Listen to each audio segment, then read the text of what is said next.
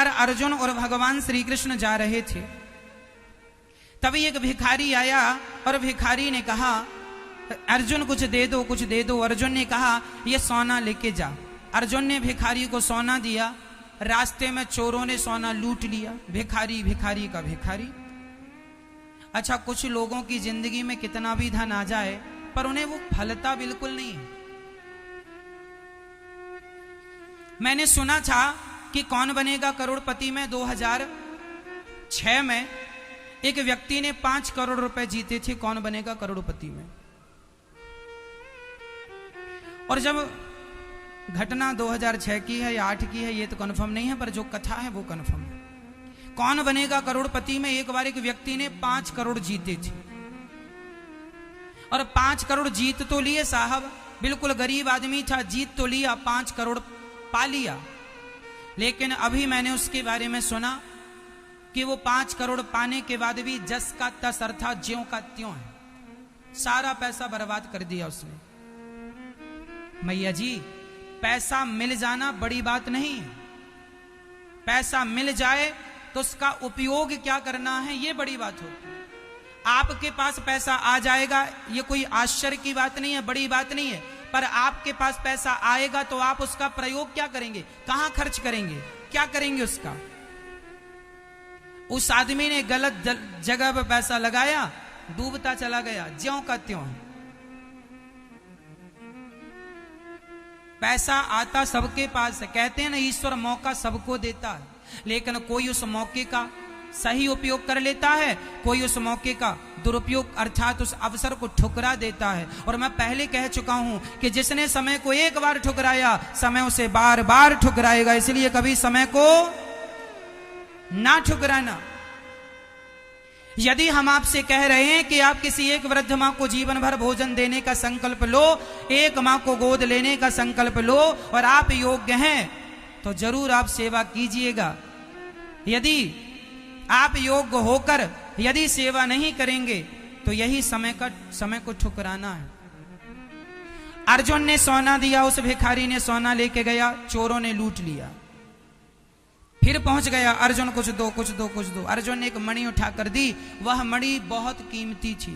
अब भिखारी को सोना और मणि मिली तो उसने सोचा मैं अपने लिए घर बनाऊंगा, राजा बनूंगा, ये करूंगा, पैसा आ गया, ये करूंगा, वो करूंगा। तभी उसे प्यास लगी और पानी पीने सरोवर में गया, उसकी मणि सरोवर में गिर गई। लाख ढूंढा पर मिला नहीं। ज्यों का त्यों फिर पहुंच गया, अर्जुन से भीख दे दो।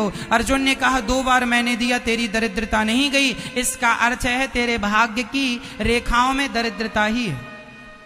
भगवान कृष्ण मुस्कुराए और भगवान ने कहा कि अर्जुन देख, इसके भाग्य में दरिद्रता बिल्कुल नहीं। तो अर्जुन ने कहा प्रभु मैंने 2 बार इसे ढेर सारा धन देकर ट्राई कर लिया, इसके भाग्य में दरिद्रता ना होती तो पैसा टिक जाता इसके पास। आप लोग सोचते होंगे कई लोगों की ये प्रॉब्लम है, महाराज जी पैसा आता है पर टिकता नहीं।